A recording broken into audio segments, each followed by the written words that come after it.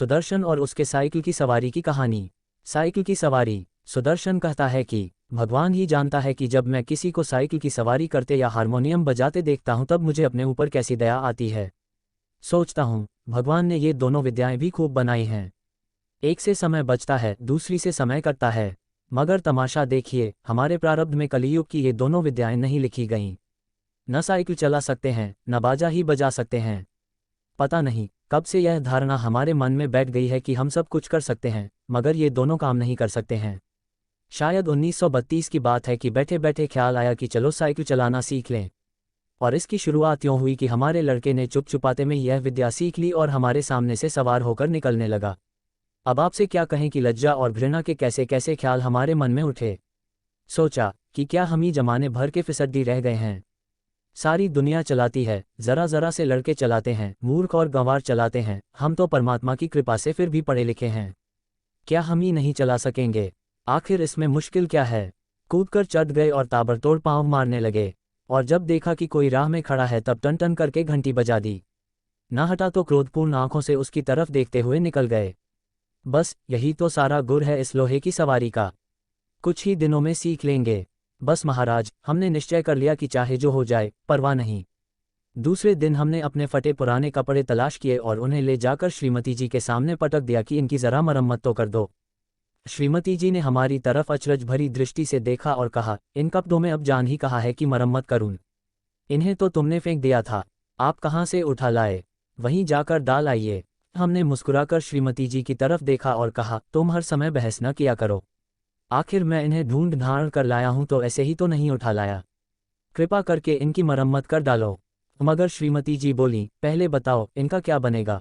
हम चाहते थे कि घर में किसी को कानो कान खबर न हो और हम साइकिल सवार बन जाएं। और इसके बाद जब इसके पंडित हो जाएं तब एक दिन जहांगीर के मकबरे को जाने का निश्चय करें। घर वालों को तांगे में बिठा दें और कहें, तुम चलो हम दूसरे तांगे में आते हैं। जब वे चले जाएं तब साइकिल पर सवार होकर उनको रास्ते में मिलें। हमें साइकिल पर सवार देखकर उन लोगों की क्या हालत होगी। हैरान हो जाएंगे, आंखें मल मल कर देखेंगे कि कहीं कोई और तो नहीं। परंतु हम गर्दन टेढ़ी करके दूसरी तरफ देखने लग जाएंगे, जैसे हमें कुछ मालूम ही नहीं है, जैसे ये सवारी हमारे लिए साधारण बात है। झक मारकर बताना पड़ा कि रोज रोज तांगे का खर्च मारे डालता है। सुदर्शन ने कहा, साइकिल चलाना सीखेंगे। श्रीमती जी ने बच्चे को सुलाते हुए हमारी तरफ देखा और मुस्कुराकर बोली, मुझे तो आशा नहीं कि यह बेलाप से मत्थे चढ़ सके। खैर यत्न करके देख लीजिए। मगर इन कपड़ों से क्या बनेगा? हमने जरा रोब से कहा, आखिर बाइसिकल से एक दो बार गिरेंगे या नहीं?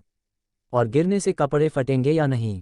जो मूर्ख हैं वो नए कपड़ों का नुकसान कर बैठते हैं। जो बुद्धिमान हैं वो पुराने कपड़ों से काम चलाते हैं। मालूम होता है हमारी इस युक्ति का कोई जवाब हमारी स्त्री के पास न था, क्योंकि उन्होंने उसी समय मशीन मंगवाकर उन कपड़ों की मरम्मत शुरू कर दी। हमने इधर बाजार जाकर जंबक के 2 डिब्बे खरीद लिए कि चोट लगते ही उसी समय इलाज किया जा सके। इसके बाद जाकर एक खुला मैदान तलाश किया ताकि दूसरे दिन से साइकिल सवारी का अभ्यास किया जा सके। अब ये सवाल हमारे सामने था कि अपना उस्ताद किसे बनाएं। इसी उधेड़बुन में बैठे थे कि तिवारी लक्ष्मी नारायण आ गए और बोले, क्यों भाई, हो जाए एक बाजी शतरंज की? हमने सिर हिलाकर जवाब दिया, नहीं साहब, आज तो जी नहीं चाहता। क्यों? यदि जी न चाहे तो क्या करें? ये कहते कहते हमारा गला भर आया। तिवारी जी का दिल पसीज गया। हमारे पास बैठकर बोले, अरे भाई, मामला क्या है? स्त्री से झगड़ा तो नहीं हो गया? हमने कहा, तिवारी भैया क्या कहें, सोचा था लाओ साइकिल की सवारी सीख लें, मगर अब कोई ऐसा आदमी दिखाई नहीं देता जो हमारी सहायता करे। बताओ, है कोई ऐसा आदमी तुम्हारे ख्याल में?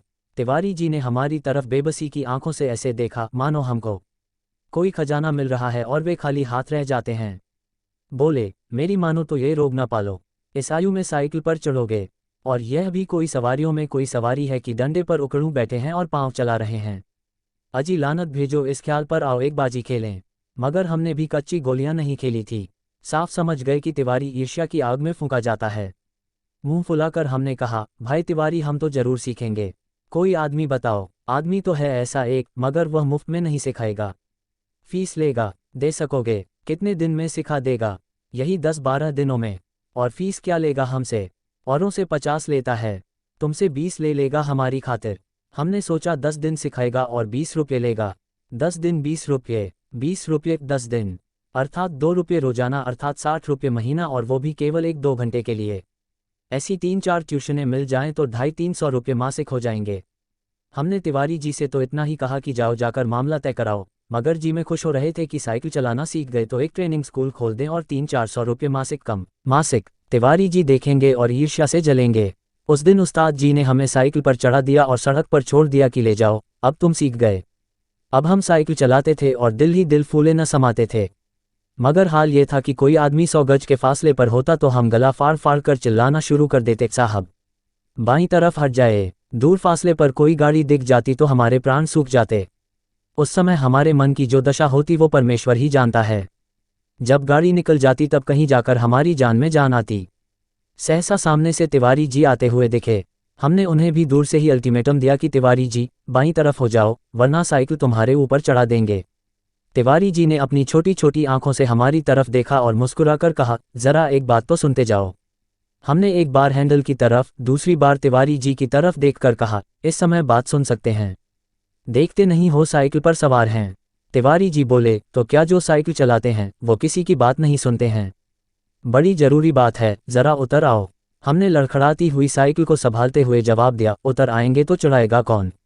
अभी चलाना सीखा है, चढ़ना नहीं सीखा। तिवारी जी चिल्लाते ही रह गए। हम आगे निकल गए। इतने में सामने से एक तांगा आता दिखाई दिया। हमने उसे भी दूर से ही डांट दिया, बाईं तरफ भाई, अभी नए चलाने वाले हैं। तांगा बाईं तरफ हो गया। हम अपने रास्ते चले जा रहे थे। एकाएक पता नहीं घोड़ा भड़क उठा या तांगे वाले को शरारत सूझी, जो भी हो तांगा हमारे सामने आ गया। हमारे हाथ पांव फूल गए। जरा सा हैंडल घुमा देते तो हम दूसरी तरफ निकल जाते, मगर बुरा समय आता है तो बुद्धि पहले ही भ्रष्ट हो जाती है। उस समय हमें ख्याल ही ना आया कि हैंडल घुमाया भी जा सकता है। फिर क्या था, हम और हमारी साइकिल दोनों ही तांगे के नीचे आ गए और हम बेहोश हो गए। जब हम होश में आए तो हम अपने घर में थे और हमारी देह पर कितनी ही पट्टियां बंधी थीं। हमें होश में देखकर श्रीमती जी ने कहा, क्यों, अब क्या हाल है? मैं कहती न थी साइकिल चलाना न सीखो। उस समय तो किसी की सुनते ही न थे। हमने सोचा लाओ सारा इल्जाम तिवारी जी पर लगा दें और आप साफ बच जाएं। बोले, ये सब तिवारी जी की शरारत है। श्रीमती जी ने मुस्कुराकर जवाब दिया, ये तो तुम उसको चकमा दो जो कुछ जानता न हो। उस तांगे पर मैं ही तो बच्चों को लेकर घूमने निकली थी कि चलो सैर भी कर आएंगे और तुम्हें साइकिल चलाते भी देख आएंगे। हमने निरुत्तर होकर आंखें बंद कर लीं। उस दिन के बाद फिर कभी हमने साइकिल को हाथ न लगाया।